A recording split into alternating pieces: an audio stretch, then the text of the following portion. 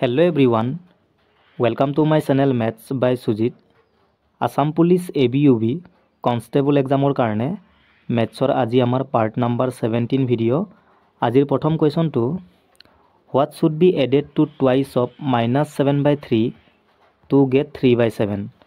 Minus 7 by 3 ইয়াৰ দুগুণৰ লগত আমি কি যোগ কৰিলে 3 by 7 পাম। কুৱেশ্যনত যেনেকৈ কৈছে তেনেকৈ আমি সমীকৰণটো বনাব লাগে। minus 7 by 3 ইয়াৰ দুগুণ বুলি কৈছে সেইকাৰণে আমি ইয়াৰ লগত 2 পূৰণ কৰিম। এতিয়া ইয়াৰ দুগুণৰ লগত আমি কি যোগ কৰিম? সাপোজ মই x বুলি ধৰিলোঁ আৰু কৰাৰ পাছত আমি কিমান পাম 3 by 7। এনেকৈ আমি সমীকৰণটো বনাই ল'ব লাগে। এতিয়া সলভ কৰিলে হ'ল x ৰ মানটো আমি উলিয়াব লাগে। তো এইটো কিমান হ'ব 2 7 গুণ 14 minus 14 by 3 plus x আৰু এইফালে কিমান 3 by 7। আমাক x ৰ মান লাগে সেইকাৰণে আমি minus 14 by 3 ৰাইট ফালে পঠাব লাগিব। তো ইয়াত কি থাকি যাব x আৰু এইফালে 3 by 7 minus 14 by 3 টো এইফালে গুচি গ'লে plus 14 by 3 হৈ যাব। ঠিক আছে, এতিয়া জাষ্ট এইটো প্লাছ কৰিলে হ'ল।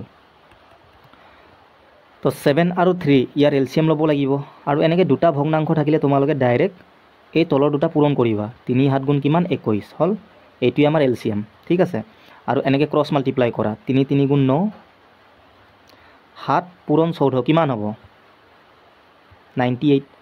এতিয়া এইটো যোগ কৰা কিমান হ'ব 107 আৰু তলত কিমান 21 107 ডিভাইডেড বাই 21। এইটোৱে আমাৰ কি x ৰ মান, মানে আমি minus 7 by 3 ইয়াৰ দুগুণৰ লগত ইমান যোগ কৰিলে ইমান পাম। ঠিক আছে, নেক্সট সমীকৰণ এটা দিয়া আছে, আমি ইয়াৰ পৰা x ৰ মানটো উলিয়াব লাগে। 5x plus 1 equals 7 minus 8x। x ৰ মানটো আমি উলিয়াব লাগে। তো একে একে টাৰ্মছকেইটা আমি একফালে আনিব লাগিব।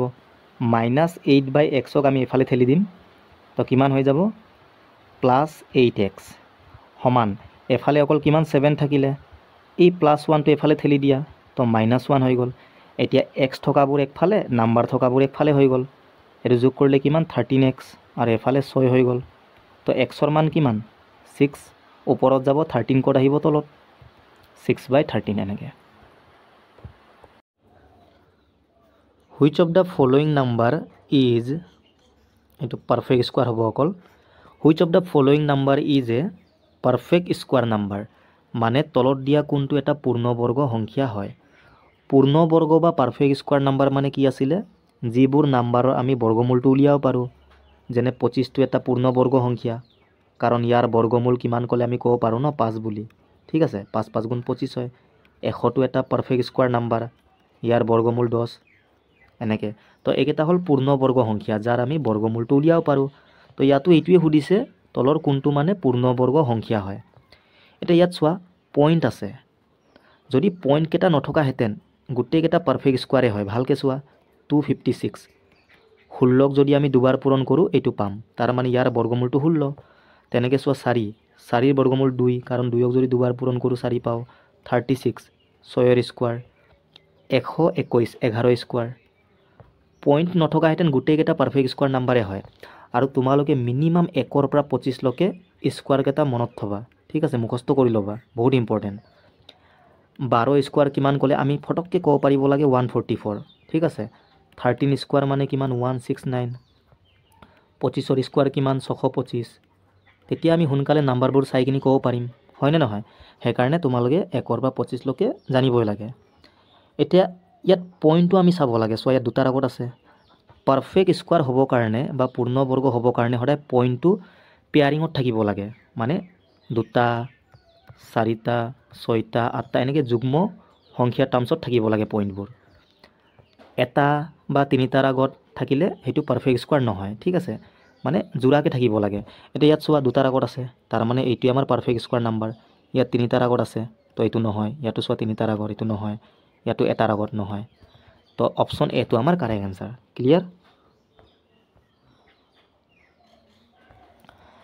Next, the selling price of 8 mangoes is equal to cost price of 12 mangoes. The profit loss percentage. 8টা আমৰ বিক্ৰী মূল্যটো 12টা আমৰ খৰচ মূল্যৰ কি সমান, মানে ক্ৰয় মূল্য কিনা দামৰ সমান। লোকচানৰ শতাংশ বা লাভৰ শতাংশটো আমি উলিয়াব লাগে। লাভ বা লোকচানৰ শতাংশ সুধিলে সদায় আমাক কি লাগিব, CP আৰু SP, কষ্ট প্ৰাইচ আৰু চেলিং প্ৰাইচ, মানে কিনা দাম আৰু বেচা দাম। ঠিক আছে, এই দুটা বস্তু পালে আমাৰ লাভ বা লোকচানৰ পাৰ্চেণ্টেজটো আমি উলিয়াব পাৰোঁ। আৰু লাভ লোকচানৰ শতাংশ উলিয়াবৰ কাৰণে আমাক এই দুটাৰ একচুৱেল মানটো নালাগে, অনুপাতৰ মান হ'লেও হৈ যাব। আগতে আমি ডিছকাছ কৰিছোঁ এইটো। ঠিক আছে, তো ইয়াত চোৱা একদম চিম্পল কুৱেশ্যন। যেতিয়াও এনেকুৱা টাইপৰ কুৱেশ্যন আহে, ইমানটা বস্তুৰ বিক্ৰী মূল্যটো ইমানটা বস্তুৰ কিনা দামৰ সমান, তো তোমালোকে যেনেকৈ কৈছে তেনেকৈ সমীকৰণটো বনাই লোৱা। ইয়াত ডাইৰেক্ট মেথডটো আছে, আমি চাম বাৰু। চোৱা 8টা আমৰ কি চেলিং প্ৰাইচ, মানে 8 SP, মানে 8টা দামৰ চেলিং প্ৰাইচটো এইটো কি সমান, ইকুৱেল মানে সমান কাৰ, 12টা আমৰ CPৰ, তো 12 CP নহ'ব জানো, এইটোৱে। ঠিক আছে, এনেকৈ কৰিবা তোমালোকে। এতিয়া সমান চিন আছে, কটাকটি কৰিব পাৰা। 4 2 8, 4 3 12। আমাক লাগে CP আৰু SPৰ অনুপাতটো, তো ইয়াৰ পৰা চোৱা SP আৰু CPৰ অনুপাত কিমান হ'ব, 3/2 নহ'ব জানো। ক্ৰছ মাল্টিপ্লাই কৰিলে 2 SP এইটোৱে আহিব, 3 CP এইটোৱে আহিব নাহিব। তো আমি ক'ব পাৰোঁ কিনা দাম 2 টকা আৰু বেচা দামটো কিমান, 3 টকা। 2 টকাৰ বস্তুটো মই 3 টকা চেল কৰিছোঁ, তো কিমান লাভ হৈছে, 1 টকা। আৰু সদায় তলত CPটো আহে, আৰু পাৰ্চেণ্টেজ মানে ইনটু 100, তো 2ৰ পৰা 150 বাৰ যাব, মানে 50%। এইটোৱে আমাৰ কি কাৰেক্ট এনচাৰ। ঠিক আছে, এতিয়া চোৱা এক্সামত যদি এনেকুৱা টাইপৰ কুৱেশ্যন আহে, তোমালোকে এনেকৈও কৰিব নালাগে। যেতিয়াও এনেকৈ ইকুৱেল থাকে, জাষ্ট এক্সচেঞ্জ কৰি দিবা। মানে চোৱা CP আৰু SP লাগে আমাক, SPৰ লগত কিটো লাগি আছে 8টো, তো SPৰ লগত লাগি থকাটো আমি CPত দি দিম, আৰু CPৰ লগত যিটো লাগি আছিলে কিমান 12, তো এইটো SPত।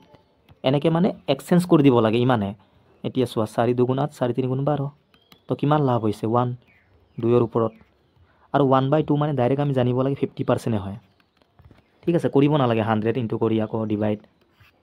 তোমালোকে চোৱা 1/3 মানে জানিব লাগে কিমান, 33.33%। 1/2 মানে 50%। ঠিক আছে, এইবোৰ আমি জানিব লাগে। Next, the difference between the mean of the first 5 composite numbers and the mean of the first 5 prime number. প্ৰথম 5টা যৌগিক সংখ্যাৰ গড় আৰু প্ৰথম 5টা মৌলিক সংখ্যাৰ গড়ৰ মাজৰ আমি পাৰ্থক্যটো উলিয়াব লাগে। এতিয়া প্ৰথমে আমি যৌগিক সংখ্যা বা মৌলিক সংখ্যাৰ বিষয়ে জানিব লাগিব, হয়নে নহয়। কম্প'জিট নাম্বাৰ মানে কি হয়, মানে যৌগিক সংখ্যা। যৌগিক বা কম্প'জিট নাম্বাৰ মানে এনেকুৱা নাম্বাৰ যাৰ দুটাতকৈ বেছি উৎপাদক থাকে, মানে more than 2 factor. more than 2 factor. Factor মানে কি, উৎপাদক।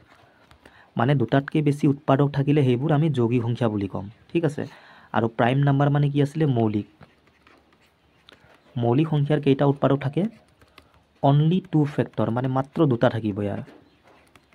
ঠিক আছে, দুটাতকৈ কমো নহয় বেছিও নহয়, মাত্ৰ দুটা উৎপাদক হ'ব লাগিব, তেতিয়া আমি মৌলিক বুলি ক'ম। এক্সাম্পল লোৱা 2 3 5 7, এইবোৰ কি মৌলিক। কাৰণ চোৱা 2ৰ কেইটা উৎপাদক আছে, 1ৰ পৰা হৰণ যায় আৰু নিজৰ পৰা, তো এইকেইটা উৎপাদক যিটোৰ পৰা আমি হৰণ কৰোঁ। তো 2ৰ কেইটা উৎপাদক, দুটা, 1 2। তেনেকৈ 3ৰ চোৱা 1ৰ পৰা হৰণ যায় আৰু 3ৰ পৰা হৰণ যায়, তো দুটা উৎপাদক ন। গোটেইবিলাক মৌলিক সংখ্যাৰ মাত্ৰ দুটা উৎপাদকে থাকে। আৰু যৌগিক সংখ্যা এক্সাম্পল লোৱা, প্ৰথম যৌগিক সংখ্যাটো কি হয়, 4, কাৰণ ইয়াৰ কেইটা উৎপাদক আছে, 1ৰ পৰা হৰণ যায়, 2ৰ পৰা হৰণ যায় আৰু নিজৰ পৰা। চোৱা দুটাতকৈ বেছি আছে ন, সেইকাৰণেতো যৌগিক। আৰু এটা কথা তোমালোকে এনেকৈও মনত থ'ব পাৰা, মৌলিক সংখ্যাৰ বাদে যিমানো নাম্বাৰ থাকিব সেই গোটেইবোৰ কি হয়, যৌগিক, অকল একক বাদ দি কিনি। একটো মানে যৌগিকো নহয় মৌলিকো নহয়। ঠিক আছে, মনত থাকিব। এতিয়া ইয়াত কি কৈছে, প্ৰথম 5টা যৌগিক সংখ্যা ইয়াৰ গড়টো। তো প্ৰথম 5টা যৌগিক সংখ্যা কোনকেইটা, 4 6 8 9টো হ'ব, 9টো এটা যৌগিক। ঠিক আছে, কাৰণ 1ৰ পৰা হৰণ যায়, 3ৰ পৰা হৰণ যায় আৰু 9ৰ পৰা, তিনিটা উৎপাদক ন, সেইকাৰণে। আৰু 10, এইটো হ'ল প্ৰথম 5টা যৌগিক সংখ্যা। তো ইয়াৰ এভাৰেজ কিমান হ'ব, এভাৰেজ আমি কেনেকৈ উলিয়াইছিলোঁ, গোটেইবোৰ যোগ কৰিব লাগে আৰু নাম্বাৰ পৰা হৰণ কৰিম। 10 8 18, 18 আৰু 10 28 আৰু 9 কিমান হ'ব, 37। নাম্বাৰ কেইটা আছে, 5টা। ঠিক আছে, এইটো পালোঁ। তোমালোকে এইটো হৰণ কৰিব পাৰা, দশমিকত আহিব, এনেকৈ থোৱা এতিয়া। ঠিক আছে, আৰু প্ৰথম 5টা মৌলিক সংখ্যাৰ গড় কিমান হ'ব, প্ৰথম পাঁচটা মৌলিক সংখ্যা কোনবোৰ 2 3 5 7 আৰু 11 তো এইকেইটা যোগ কৰা 5 5 10 আৰু 7 কিমান 17 আৰু 11 কিমান 28 আৰু নাম্বাৰ কেইটা আছে পাঁচটা তো এইটো হ'ল প্ৰথম পাঁচটা যৌগিক সংখ্যাৰ গড় আৰু এইটো প্ৰথম পাঁচটা মৌলিক সংখ্যাৰ গড়টো এই দুটাৰ মাজৰ পাৰ্থক্য মানে মাইনাছ কৰিব লাগে তো লখাগু কিমান 5 আহিব সেম সেম ওপৰত যি আছে মাইনাছ কৰা 37 - 28 কিমান হ'ব 9 9ক 5ৰ পৰা হৰণ কৰা আহি যাব এনসাৰ নহলে এটা কাম কৰা এই তলৰ যে 5 যে আছে ইয়াক তোমালোকে 10 বনাই দিয়া 2 পূৰণ কৰি তো ইয়াতো 2 18 বাই কিমান 10 মানে 10ৰ পৰা হৰণ কৰিব ইজি ন এটা শূন্য আছে তাৰ মানে এটাৰ আগত পইণ্টটো আহি যাব 1.8 এনেকৈ ঠিক আছে নহলে ডাইৰেক্ট তোমালোকে 9ক 5ৰ পৰা হৰণ কৰা 1.8 আহিব clear next what is the perimeter of a parallelogram whose two sides are 7 cm and 12 cm long মানে এটা সামন্তৰিকৰ দুটা বাহুৰ দৈৰ্ঘ্য দিয়া আছে কিমান 7 cm আৰু 12 cm আমি ইয়াৰ পৰিসীমাটো উলিয়াব লাগে পৰিসীমা বা পেৰিমিটাৰ মানে কি হয় যিকোনো ফিগাৰৰ গোটেই বাহুবোৰৰ যোগফলটোৱে পেৰিমিটাৰ মানে বাউণ্ডাৰী লেন্থটো ঠিক আছে আৰু সামন্তৰিকটো আমি কেনেকৈ ড্ৰ কৰোঁ এনেকৈ এইটো এটা সামন্তৰিক ইয়াৰ বিপৰীত বাহুবোৰ সমান থাকে যেনেকৈ ৰেক্টেংগুলত বিপৰীত বাহুবোৰ সমান থাকে সেম তেনেকৈ অকল এই কোণকেইটা 90 ডিগ্ৰী নহয় ঠিক আছে তো এইটো বাহু সমান হ'ব এইটো আৰু এইটো সমান গোটেই বাহুবোৰ সমান নহয় বাট বিপৰীত বাহুকেইটা সমান থাকে এতিয়া দুটা বাহুৰ কি দিয়া আছে মান দিয়া আছে সাপোজ এইটো 12 এইটো কিমান 7 এইটো 12 হলে এইটো 12 হ'ব এইটো 7 হলে এইটো 7 হ'ব এটা পেৰিমিটাৰ মানে কি গোটেইবোৰ যোগ কৰিব লাগে তো ফৰ্মুলাৰ একো প্ৰয়োজনে নাই গোটেইবোৰ যোগ কৰা এনসাৰ আহি যাব নহলে তোমালোকে ৰেক্টেংগুলাৰৰ যিটো পেৰিমিটাৰৰ ফৰ্মুলা বিপৰীত বাহুকেইটা সমান থাকিলে পেৰিমিটাৰ ফৰ্মুলাটো কি আছিলে 2 * l + b মানে দৈৰ্ঘ্য যোগ প্ৰস্থ আৰু ইয়াৰ দুগুণ কৰি দিব লাগে এইটো ফৰ্মুলা ইউজ কৰিব পাৰা l মানে 12 পুট কৰা b মানে 7 পুট কৰা 12 7 যোগ কৰিলে কিমান 19 আৰু এফালে 2 পূৰণ কৰা কিমান আহিব 38 এনেকৈও কৰিব পাৰা নহলে গোটেইবোৰ যোগ কৰা 12 12 কিমান 24 7 7 কিমান 14 তো যোগ কৰিলে কিমান আহিব 38 ঠিক আছে এনেকৈ তো ফৰ্মুলা নহলে আমি কৰিব পাৰোঁ A person crosses a 600 meter long street in 5 minutes. What is his speed in km/h? এজন ব্যক্তিয়ে 5 মিনিটত 600 মিটাৰ দীঘল ৰাস্তা এটা পাৰ কৰে প্ৰতি ঘণ্টা কিলোমিটাৰত তেওঁৰ আমি গতিটো উলিয়াব লাগে মানে স্পীডৰ মানটো কিলোমিটাৰ পাৰ মানে ডিভাইড মানে বাই km/h আমি উলিয়াব লাগে সো স্পীড ইকুৱেল টু কি হয় ডিসটেন্স বাই টাইম ঠিক আছে এইটো আমি জানিব লাগে ডিসটেন্স কিমান দিয়া আছে 600 মিটাৰ আৰু টাইম কিমান দিয়া আছে 5 মিনিট তো ইয়াৰ মানটো কিমান মিটাৰ পাৰ মিনিটতহে আহিব আমাক মিটাৰ পাৰ মিনিটত নালাগে km/h লাগে তোমালোকে মিটাৰটো কিলোমিটাৰত কনভাৰ্ট কৰি মিনিটটো আৱাৰত কনভাৰ্ট কৰিলে এনসাৰটো আহি যাব বাট কিছুমান কনসেপ্ট আমি জানিব লাগে সাপোজ যদি স্পীডটো আমাক km/h দিয়া থাকে আৰু ইয়াক যদি আমি মিটাৰ পাৰ সেকেন্ডত কনভাৰ্ট কৰিব যাওঁ তো তোমালোকে ডাইৰেক্ট এই km/h মানটো 5/18 পৰা পূৰণ কৰিবা সদায় 5/18 পৰা পূৰণ কৰিলে ডাইৰেক্ট মিটাৰ পাৰ সেকেন্ডত কনভাৰ্ট হৈ যায় ঠিক আছে আৰু মিটাৰ পাৰ সেকেন্ডক যদি আমি km/h কনভাৰ্ট কৰোঁ তেতিয়া তোমালোকে ইয়াৰ উল্টা 18/5 পৰা পূৰণ কৰিবা মিটাৰ পাৰ সেকেন্ডৰ মানটো ডাইৰেক্ট km/h আহি যাব ঠিক আছে এইবোৰ আমি জানিব লাগে এতিয়া ইয়াত চোৱা মই এটা কাম কৰিম মিটাৰ পাৰ সেকেন্ড বনাই লম মিটাৰ পাৰ সেকেন্ডত থাকিলে পাছত আমি km/h নিবৰ কাৰণে ডাইৰেক্ট 18/5 পৰা পূৰণ কৰিলে হ'ল হ'ব নহ'ব তো মিনিটক সেকেন্ডত আমি কনভাৰ্ট কৰিব পাৰোঁ 5 মিনিট মানে কিমান সেকেন্ড 1 মিনিটত কিমান সেকেন্ড থাকে 60 সেকেন্ড তো 5 মিনিটত কিমান সেকেন্ড থাকিব 5 পূৰণ 60 নহ'ব জানো ওপৰত চোৱা এটা 600 মিটাৰ হৈ গ'ল আৰু এইটো সেকেন্ডত আহি গ'ল তো মিটাৰ পাৰ সেকেন্ড হৈ গ'ল নাই তো ইয়াক আমি km/h কনভাৰ্ট কৰিবৰ কাৰণে 18/5 পৰা পূৰণ কৰিব লাগে বাস এইটোৱে তো এতিয়া এইটো সলভ কৰিলে আমাৰ km/h আহি যাব কটাকটি কৰা এটা শূন্য কাটি গ'ল 6ৰ পৰা 60 10 বাৰ যাব 5ৰ পৰা 2 বাৰ যাব তো ওপৰত কিমান 2 18 কিমান 36 আৰু তলত 5 এটা 5ৰ পৰা হৰণ কৰা প্ৰথমে 7 বাৰ যাব তো অপচন চোৱা অকল এইটোৱে আছে 7ৰ পৰা ষ্টাৰ্ট হোৱা 7.2 আহিব কৰি চাবা তোমালোকে ঠিক আছে হল ক্লিয়াৰ এইটোৱে অকল আমি কনচেপ্টত ফ'কাছ কৰিব লাগে মানে মই তলৰ যিটো মিনিট আছিলে ইয়াক মই ছেকেণ্ডত কনভাৰ্ট কৰি দিলোঁ কাৰণ তেতিয়া মিটাৰ পাৰ ছেকেণ্ড হৈ যাব মিটাৰ পাৰ ছেকেণ্ডক আমি ডাইৰেক্ট কিলোমিটাৰ পাৰ আৱাৰত কনভাৰ্ট কৰিব পাৰোঁ ন 18/5 পৰা পূৰণ কৰি তো 18/5 পূৰণ কৰি দিলোঁ আহি গ'ল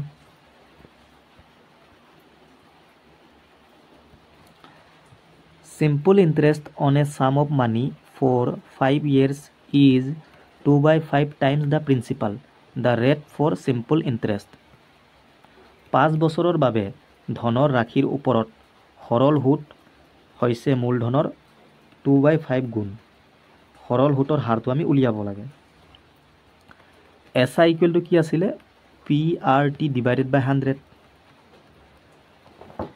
এতিয়া টাইম দিয়া আছে টাইমটো কিমান 5 বছৰ আৰু ইয়াত কৈছে যেটো সিম্পল ইন্টাৰেষ্ট মানে সৰল সুতটো এই SIটো মূলধনৰ মানে প্ৰিন্সিপালৰ এই পিৰ কিমান গুণ 2/5 টাইমছ তো আমি এটা কাম কৰিম চোৱা এই সৰল সুতটো 2/5 টাইমছ কাৰ প্ৰিন্সিপালৰ হয় না নহয় তো ইয়াৰ পৰা আমি SI আৰু পিৰ মানটো উলিয়াব পাৰো কম্পেৰিজন কাৰ লগত হৈ আছে পিৰ লগত তো ইয়াৰ মানটো এই তলৰ মানটো হ'ব ঠিক আছে আৰু কাৰ বিষয় দিয়া আছে সিম্পল ইন্টাৰেষ্টৰ তো ইয়াৰ মানটো ওপৰটো এটো মই আগতে বহুতবাৰ কৈছো ডাইৰেক্ট মানে তোমালোকে মনত থবা যাৰ লগত কম্পেৰিজন হৈ থাকে ন তাৰ মানটো হৰে তলৰ মানটো ধৰিবা আৰু ওপৰৰ মানটো হৰে যাৰ বিষয় আমাক দিয়া আছে তো ডাইৰেক্ট আহি যায় তো প্ৰিন্সিপাল পাস হলে সিম্পল ইন্টাৰেষ্টটো 2 হ'ব পুট কৰি দিয়া এতিয়া SI কিমান 2 আৰু প্ৰিন্সিপালটো কিমান 5 ৰেট দিয়া আছে কিমান আচ্ছা ৰেটটো আমি উলিয়াব লাগে ন সুতৰ হাৰটো আমি উলিয়াব লাগে টাইম কিমান দিয়া আছে 5 বছৰ ডিভাইড বাই 100 বাস এইটোৱে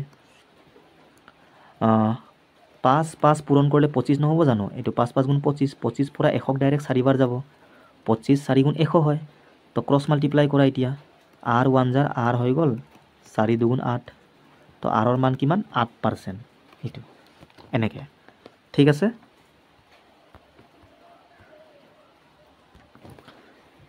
What is 12.5% of 80,000 ইয়াৰ আমি 12.5% মানটো উলিয়াব লাগে শতাংশ মানে কি পাৰ্সেন্টটো ঠিক আছে তো 80,000ৰ কিমান 12.5 শতাংশ 12.5% মানে তোমালোকে ডাইৰেক্ট জানিব লাগে কিমান ফ্ৰেকশন বা ভগ্নাংশত 1/8 হয় একেটা মুখস্থ কৰি থবা তোমালোকে ঠিক আছে 25% মানে কিমান 1/4 হয় 20% মানে কিমান 1/5 একেটা আমাৰ মুখে মুখে থাকিব লাগে তেতিয়া আমি কোৱেশ্চনবোৰ সোনকালে কৰিব পাৰিম নহলে তোমালোকে উলিয়াব পাৰা সো 12.5% মানে 12.5/100 নহয় জানো পইণ্টটো গুছালে আৰু এটা শূন্য আহিব এতিয়া এটো কটাকটি কৰিবা 1/8 আহিব তো ইয়াৰ কিমান 12.5% মানে ইয়াৰ 1/8 এইটোৱে তো 8ৰ পৰা এটো হৰণ কৰা 8 গুণ 8 কেটা শূন্য আছে 4টা বাস হৈ গল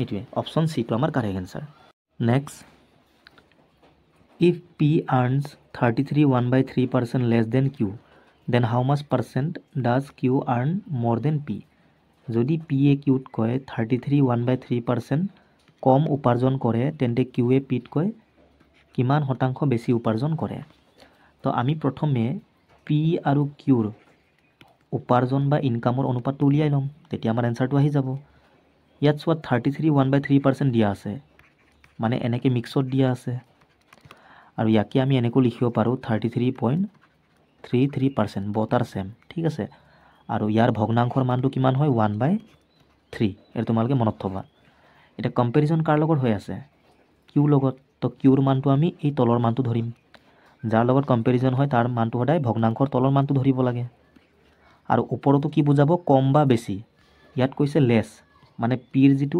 উপাৰ্জনটো ইমান পাৰ্সেন্ট লেস কিউটকে তো কিউৰ যদি ইমান হয় পিৰটো কিমান ইয়াতকে 1 কম মানে 2 হৈ যাব বেছি কলে ইয়াতকে 1 বেছি তো 4 হৈ গলে হয় ঠিক আছে তো পি আৰু কিউৰ উপাৰ্জনৰ অনুপাতটো আহি গল এতিয়া প্ৰশ্নত কি সুধিছে কিউএ মানে এই কিউটো পিত কয় কিমান শতাংশ বেছি উপাৰ্জন কৰে তো এই পিত কয় কিউটো কিমান বেছি উপাৰ্জন কৰিছে 1 পিত কয় কাৰণে পিৰ মান তলত আহিব আৰু পাৰ্সেন্টেজ মানে ইনটু 100 1/2 মানে আমি ডাইৰেক্ট জানিব লাগে 50% ঠিক আছে নহলে 2 ৰ পৰা এটো কাটি দিয়া 50 বাৰে যাব ক্লিয়াৰ সিম্পলিফিকেশনৰ কোৱেশ্চন আমি এটো সলভ কৰিব লাগে তো ফাৰ্স্ট আমি কোনটো কৰিম ডিভাইড পাছত পূৰণ কৰিব লাগে তাৰ পাছত যোগ বিয়োগ ঠিক আছে তো ফাৰ্স্ট আমি হৰণ কৰিম মানে 8316 ক আমি হৰণ কৰিব লাগে 6 ৰ পৰা তো তোমালোকে ডাইৰেক্ট ইয়াতে হৰণ কৰি দিবা ঠিক আছে এক্সট্ৰাকৈ লিখিব নালাগে চোৱা 6ৰ পৰা ডাইৰেক্ট হৰণ কৰা প্ৰথমে একবাৰ যাব 6 1 গুণ 6 কিমান থাকিলে 2 থাকিলে 2টো ঠেলি দিয়া 23 হৈ যাব 3ৰ আগত আহি তো 6 পৰা 3বাৰ যাব 6 3 গুণ 18 কিমান থাকিলে এতিয়া 5 থাকিলে 51 হৈ গ'ল 6 পৰা 8 বাৰ যাব 6 8 গুণ 48 কিমান থাকিলে 3 তো 36 6 6 গুণ 36 এনেকৈ তো 6ৰ পৰা ইয়াক হৰণ কৰিলে কিমান আহিব 1386 এতিয়া ইনটু কিমান 11 আৰু এফালে -2662 এতিয়া প্ৰথমে আমি পূৰণ কৰিম ইয়াক 11ৰ লগত পূৰণ কৰিম আৰু 11ৰ লগত পূৰণ কৰাৰ টেকনিক আছে তোমালোকে ডাইৰেক্ট কৰিব পাৰা ঠিক আছে সাপোজ 11ৰ লগত যদি মই 105ক পূৰণ কৰোঁ তো কি কৰিম আমি প্ৰথমে লাষ্টৰ এটা অংকটো লিখি ল'বা এতিয়া দুটা দুটাকে আমি যোগ কৰিম 5 0 5 0 আৰু 1 কিমান 1 হৈ গ'ল এতিয়া আগত যিটো আছে এটা সেইটো লিখি দিলে হ'ল এনেকৈ আমি ডাইৰেক্ট কৰিব পাৰোঁ সাপোজ 11ৰ লগত যদি আমি 25ক পূৰণ কৰোঁ তো প্ৰথমে শেষৰ এটাটো লিখি লোৱা এতিয়া দুটা অংক 5 2 কিমান 7 আৰু নাই আৰু তো আগত যি আছে সিঙ্গল লিখি দিয়া এনেকৈ ইয়াতো আমি সেম কনসেপ্ট ইউজ কৰিম চোৱা প্ৰথমে 6 আছে 6টো লিখা এটা দুটা অংক কৰা 6 8 কিমান 14 মানে 4 1 উকলিলে আকৌ এই দুটা লোৱা 8 3 কিমান 11 আৰু 1 কিমান 12 তো 2 আকৌ 1 থাকিলে আকৌ 3 আৰু 1 লোৱা 4 1 কিমান 5 হল দুটা দুটা কৰিলো এতিয়া আগত কি আছে 1 এনেকৈ হল তো ইয়াৰ পৰা আমি 2 6 6 2 মাইনাস কৰিম তো 6ৰ পৰা 2 গ'লে কিমান 4 4 পৰা 6 নাযায় তো এইটো 14 হ'ব 14 পৰা 6 গ'লে 8 ঠিক আছে তো ইয়াত কিমান 1 থাকিলে 11 হৈ যাব 11 পৰা 6 গ'লে কিমান 11 পৰা 6 গ'লে কিমান হ'ব 5 তো 584 আহিব লাষ্টত অকল ইয়াতে আছে তো বাকি কৰি লাভ নাই ঠিক আছে এনেকৈ তো তোমালোকে কৰি চাবা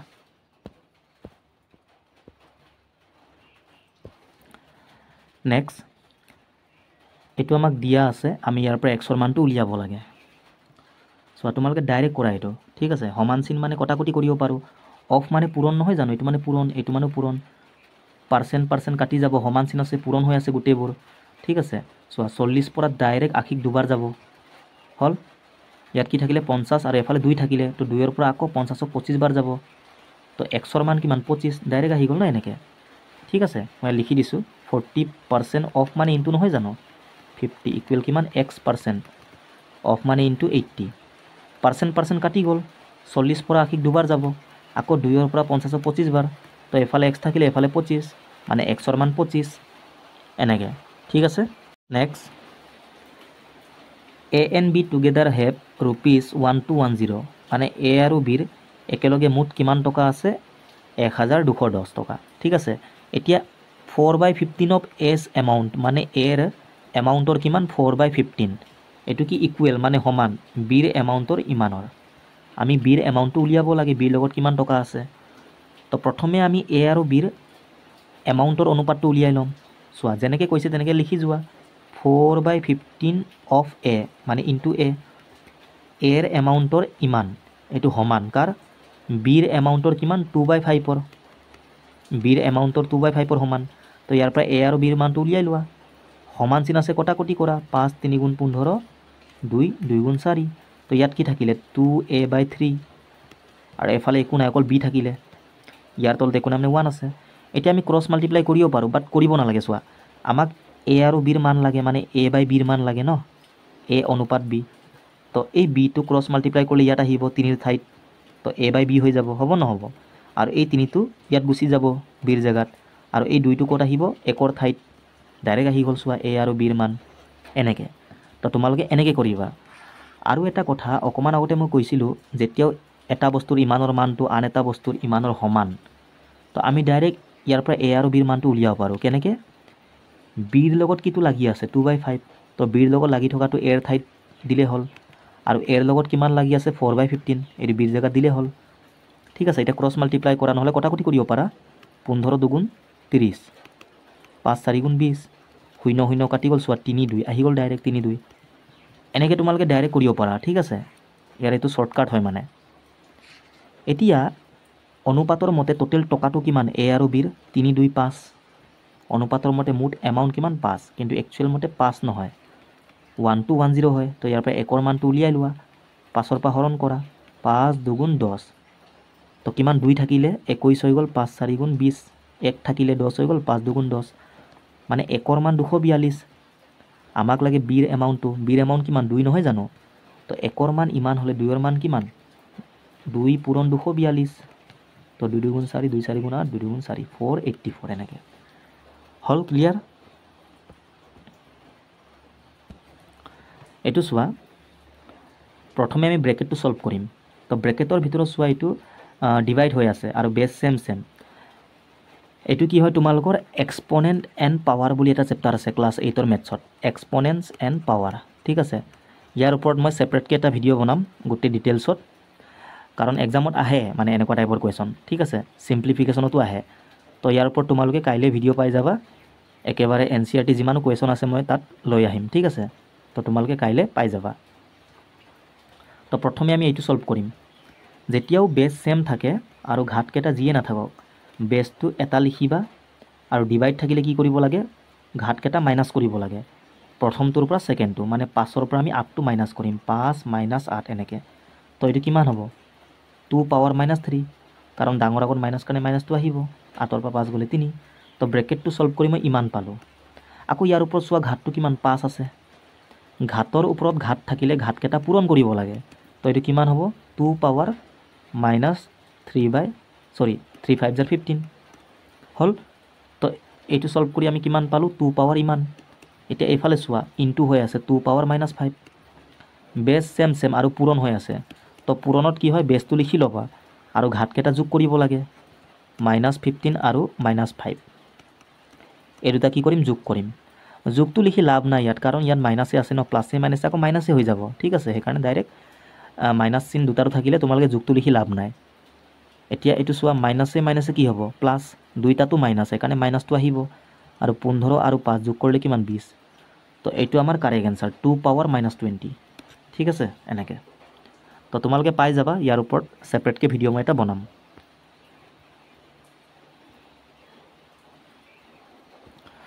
এইটো ছেম ষ্টাৰ্টিঙৰ যিটো কুৱেশ্যন আছিলে একে টাইপৰে হয়।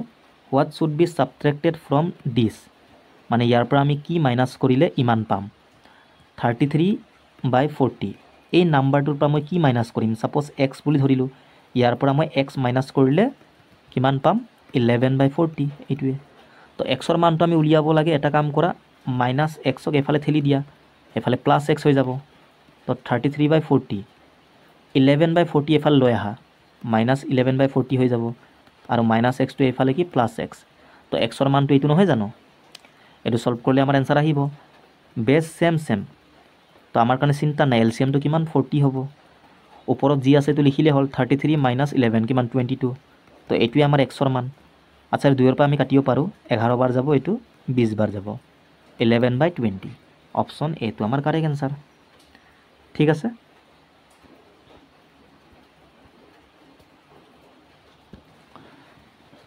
If the mean of 5 observations x, x-1, x-2, x-3 and x-4 is 20, মানে 5টা পৰ্যবেক্ষণ দিয়া আছে এইকেইটা, আৰু এই 5টাৰ যিটো গড় কিমান 20।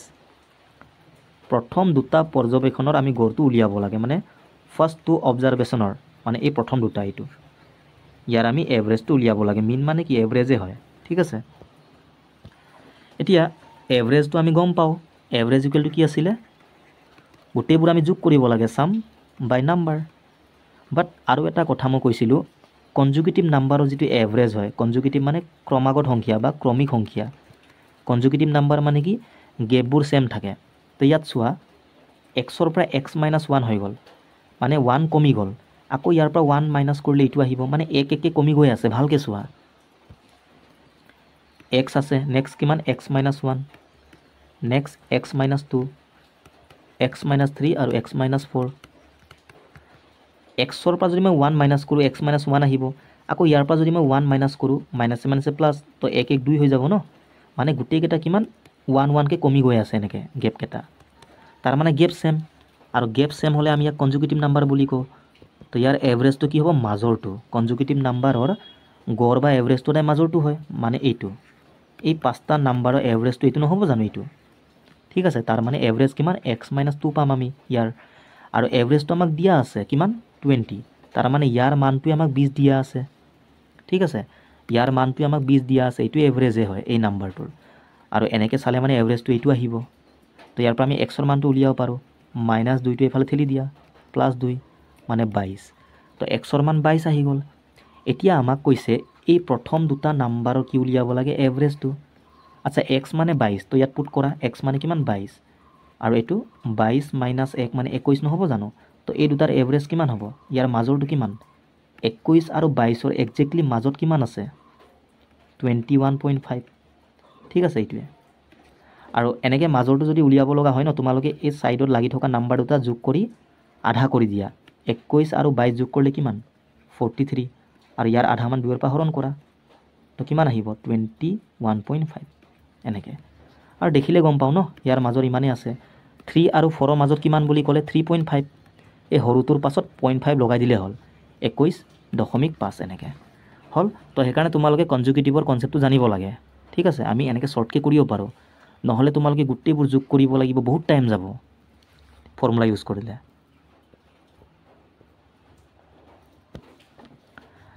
The difference between two numbers is 26 and এইটো এণ্ড হ'ব লাগে। One number is 3 times the other. Find them. আমি দুটা নাম্বাৰটো উলিয়াব লাগে। দুটা সংখ্যাৰ মাজত পাৰ্থক্য দিয়া আছে। ছাপ'জ মই নাম্বাৰ দুটা এ আৰু বি বুলি ধৰিলোঁ। এইটো ডাঙৰটো, এইটো সৰুটো। ঠিক আছে, পাৰ্থক্য বুলি ক'লে এটা ডাঙৰ হ'বই, এটা সৰু হ'বই। তো এই দুটাৰ মাজত পাৰ্থক্য কিমান? 26 হ'ল। আৰু কৈছে এটা নাম্বাৰ আনটোৰ কিমান? 3 গুণ। মানে এটা যদি এক্স হয়, তো আনটো কিমান? ইয়াৰ 3 গুণ, 3x। এইটো ডাঙৰ, এইটো সৰু। তাৰমানে আমি ডাইৰেক্ট ক'ব পাৰোঁ ন, এই দুটাৰ মাজৰ পাৰ্থক্যটোৱে কিমান? 26। এনেকৈ হ'ল। দুটা নাম্বাৰৰ পাৰ্থক্য 26। তো ইয়াৰ পৰা চোৱা, এইটো মাইনাছ কৰিলে কিমান? 2x, এফালে 26। তো এক্সৰ মান কিমান? 2ৰ পৰা 26ক 13 বাৰ যাব। আমাক দুটা সংখ্যাটো লাগে, তো নাম্বাৰ দুটা কিমান? 3x আৰু x আছিলে। এটা পালোঁ 13, আৰু এটা ইয়াৰ 3 গুণ। তো ইয়াৰ লগত 3 পূৰণ কৰা, 39। এইটোৱে 39 আৰু 13।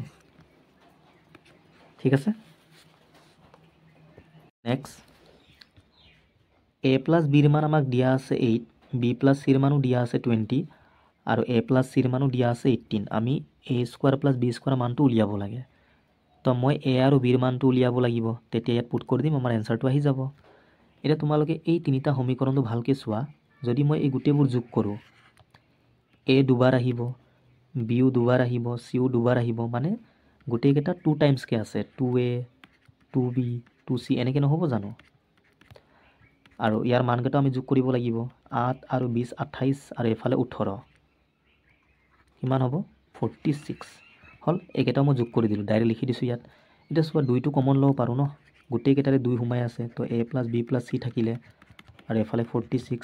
তো 2ৰ পৰা 46ক কেইবাৰ যাব? 23 বাৰ। তাৰমানে a প্লাছ বি প্লাছ চিৰ মান 23 আহি গ'ল। ইমানখিনিও তোমালোকে লিখিব নালাগে, তোমালোকে দেখা লৈ গম পাব লাগে যে ইয়াত ৰিপিট হৈ আছে। তো a প্লাছ বি প্লাছ চিৰ মান কিমান হ'ব? 2ৰ পৰা ডাইৰেক্ট এইফালৰ যিটো যোগফল, ইয়াক হৰণ কৰি দিলে হ'ল, 23 হ'ল। এতিয়া আমাক এৰ মান লাগে, তো বি প্লাছ চিৰ মান দিয়া আছে। চোৱা, বি প্লাছ চিৰ মান কিমান? 20। ইয়াৰ মানটো 20। তো এৰ মান কিমান হ'ব? যাতে 20 লগত যোগ কৰিলে 23 পাব লাগিব। তো 3 নহ'ব জানো? 3 আৰু 20 মিলাই 23। তো এৰ মান কিমান? 3, মানে 3 স্কোৱাৰ। এতিয়া বিৰ মানটো আমি কেনেকৈ উলিয়াম? এ আৰু চিৰ মানটো লাগিব। এ প্লাছ চিৰ মান দিয়া আছে, চোৱা, 18। তো 18 লগত কি যোগ কৰিম? 23 আহিব, 5। তাৰমানে বিৰ মান 5 হৈ গ'ল, এইটোৱে। তো 9 আৰু 25 কিমান হ'ব? 34 এনেকৈ। ঠিক আছে, clear? The mean of the square of the first 10 natural number is. প্ৰথম 10টা স্বাভাৱিক সংখ্যাৰ বৰ্গৰ আমি গড়টো উলিয়াব লাগে। মানে 1, 2, 3 এনেকৈ 10 লৈকে স্কুৱেৰ কৰি কিনি আমি এভাৰেজটো উলিয়াব লাগে। এতিয়া এভাৰেজ মানে কি আছিলে? ছাম বাই নাম্বাৰ। এতিয়া বেছিকত কৰিলে বহুত টাইম লাগিব, গোটেইকেইটাৰ মানটো আমি উলিয়াব লাগিব, উলিয়াই কিনি যোগ কৰিম ছামটো, হয়নে নহয়? ছাম মানে যোগফলটো। আকৌ নাম্বাৰ কি? 10। তো 10ৰ পৰা ডিভাইড কৰিলে আমাৰ টাইম লাগিব। 4 স্কোৱাৰ, 5 স্কোৱাৰ, 6 স্কোৱাৰ, 7 স্কোৱাৰ, গোটেইকেইটাৰ মানটো আমি উলিয়াব লাগিব ন। তো সেইকাৰণে তোমালোকে ইয়াত ফৰ্মুলা ইউজ কৰিবা। মানে প্ৰথম nটা স্বাভাৱিক সংখ্যাৰ বৰ্গৰ যোগফলটো তোমালোকে ডাইৰেক্ট মনত থবা, n into n plus 1 into 2n plus 1 divided by 6। এইটো হ'ল প্ৰথম nটা স্বাভাৱিক সংখ্যাৰ বৰ্গৰ যোগফলৰ ফৰ্মুলা। মানে এইটো কি? Sum ফৰ্মুলাটো, sum. nটা স্বাভাৱিক সংখ্যা, এনৰ জেগাত 5টা, 6টা, 7টা দিব পাৰে। তো এনৰ জেগাত পুট কৰিলে হ'ল। ঠিক আছে। তো ডাইৰেক্ট তোমালোকে মনত থবা মানে 1 স্কোৱাৰ 2 স্কোৱাৰকে n স্কোৱাৰলৈকে বৰ্গবোৰৰ যিটো যোগফলৰ ফৰ্মুলাটো এইটো হয় হ'ল এতিয়া এইটো হ'ল যোগফল সামটো হয় আমাক লাগে এভাৰেজ এভাৰেজ ইকুৱেল টু কি আছিলে সাম বাই নাম্বাৰ এইটো হ'ল সামটো ঠিক আছে তো নাম্বাৰ মানে কেইটা নাম্বাৰ আছে nটা তো nৰ পৰা ডিভাইড কৰা তো n কাটি যাব তো এভাৰেজৰ ফৰ্মুলাটো কি হ'ব n + 1 * 2n + 1 / 6 হ'ব অকল সামটো সুধিলে এইটো হ'ব আৰু এভাৰেজ কোৱাৰ লগে লগে এটা nৰ পৰা ডিভাইড হৈ যাব ন তো n কাটি যাব তো এভাৰেজ ইকুৱেল টু কিমান হ'ব n + 1 2n + 1 / 6 এইটো হ'ল প্ৰথম nটা স্বাভাৱিক সংখ্যাৰ বৰ্গৰ এভাৰেজটো এতিয়া পুট কৰা আমাক এভাৰেজটোৱে উলিয়াব দিছে 10 নেচাৰেল নাম্বাৰ কৈছে তো nৰ ঠাইত 10 পুট কৰা 10 + 1 কিমান 11 n মানে 10 2 10 = 20 + 1 কিমান 21 / 6 3 7 × 21 3 2 × 6 তো 77/2 হৈ যাব অপশ্যন ডিটো আমাৰ কাৰেক্ট এনসাৰ সব ফৰ্মুলাটো জানিলে তোমালোকে ডাইৰেক্ট কৰিব পাৰা ন ইমানেই অকল ঠিক আছে এইটো আমাৰ last question the circumference of the base of a cylinder is 132 cm and its height 25 cm find the volume of the cylinder মানে এটা চুঙা আছে চুঙাৰ দুটা এনেকৈ সাৰ্কুলাৰ ফেস থাকে টপ এণ্ড বটমত ঠিক আছে ওপৰ তলত এই চুঙাটোৰ এইটো উচ্চতা দিয়া আছে হাইটটো কিমান 25 cm আৰু তলৰ যিটো ভূমি মানে এইটো ইয়াৰ কথা কৈছে ইয়াৰ পৰিসীমা 132 পৰিসীমা মানে ইয়াৰ এইটো বাউণ্ডাৰী লাইনটো এইটো এটা সাৰ্কুল নহয় জানো বৃত্তই হয় তো ইয়াৰ পৰিসীমা কিমান 2π r ইয়াৰ মান দিয়া আছে 132 তো ইয়াৰ পৰা আমি r মানটো উলিয়াব পাৰোঁ আমাক আয়তনটো উলিয়াব দিছে মানে ভলিউম চুঙাৰ ভলিউমৰ ফৰ্মুলা কি আছিলে পাই r² h তোমালোকে এইটো মনত থবা ঠিক আছে তো বেছিকত যদি আমি কৰোঁ কেনে কৰিম প্ৰথমে ইয়াৰ পৰা r মানটো উলিয়াই ল'ম পাই মানে কিমান 22/7 থাকে আৰু এফালে 132 কটাকটি কৰা 11 পৰা দুবাৰ যাব এতিয়া 11 পৰা একবাৰ 11 1 × 11 2 থাকিলে 22 11 2 × 22 2 আৰু 2 এইটো পূৰণ কৰিলে কিমান 4 হৈ যাব তো 4 পৰা 12 তিনিবাৰ যাব তো ইয়াত কি থাকিলে r ওপৰত তলত কিমান 7 আৰু এফালে অকল 3 মানে 1 আছে তলত তো r ৰ মান কিমান 3 7 × 21 cm আহি গ'ল এতিয়া ইয়াত পুট কৰা আহি যাব পাই মানে 22/7 r² মানে 21 × 21 আৰু h মানে 25 7 3 21 এইকেইটা পূৰণ কৰিলে আমাৰ এনসাৰ আহি যাব ঠিক আছে বাট চোৱা তোমালোকে অকণমান দিমাগ লগোৱা আমাক ভলিউমটো সুধিছে পাই মানে কি 22/7 হয় আৰু 22ৰ ভিতৰত 11 সোমাই আছে কাৰণ 22 মানে 11 পূৰণ 2 নহয় জানো তো যিটো এনসাৰ আহিব তাতো 11 সোমাই থাকিব তো আমি 11ৰ বিভাজ্যতাৰ নিয়মটো চেক কৰি আমি এনসাৰটো উলিয়াব পাৰোঁ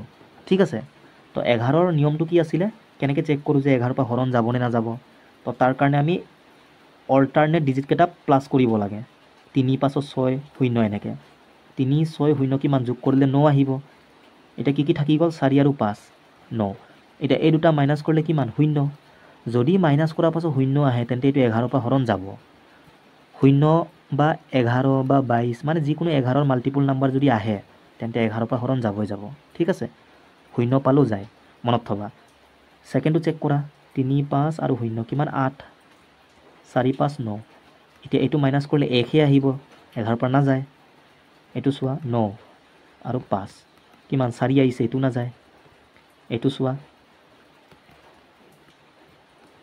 2 আহিছে তাৰ মানে 11 পৰা হৰণ যোৱা অকল এইটোৱে তো এনেকৈ আমি সলভ নকৰাকৈ ডাইৰেক্ট প্ৰথমে অপশ্যন চেক কৰি আমি এনসাৰটো ক'ব পাৰোঁ কিন্তু সাপোজ অপশ্যনত যদি আৰু এটা অপশ্যন থাকে যিটো 11 পৰা হৰণ যায় তেতিয়া আমি ফচি যাম সেইকাৰণে বেসিক মেথডটো আমি জানিব লাগে ঠিক আছে ক্লিয়াৰ তো এইকেইটাই আছিলে ভিডিঅ'টো চাই ভাল লাগিলে তোমালোকে লাইক কৰি দিবা আৰু পাৰিলে শ্বেয়াৰ কৰি দিবা ঠিক আছে আৰু নিউকে আহিলে সাবস্ক্ৰাইব কৰি দিবা আৰু টেলিগ্ৰামত তোমালোকে আহি যাব পাৰিলে মই ডেছক্ৰিপশ্যনৰ লিংকটো দি দিম আৰু হোৱাটছএপ গ্ৰুপৰ লিংকো দি দিম আজি টেলিগ্ৰামত 7টা বজাত ৰাতি মই কুইজ দিম মেথছৰ এটা কুৱেশ্যনত 2 মিনিটকৈ দিম কালিও এটা আমি কুইজ সেশন ষ্টাৰ্ট কৰিছিলোঁ তো বহুতে কৈছে টাইমটো মানে অকণমান কম হৈছে সেইকাৰণে মই আজি 2 মিনিটকৈ দিম এটা কুৱেশ্যনত ঠিক আছে টোটেল 10টা কুৱেশ্যন থাকিব এটা কুৱেশ্যনত 2 মিনিটকৈ তো তোমালোকে ৰাতি 7টা বজাত আহি যাবা ঠিক আছে থেংক ইউ বাই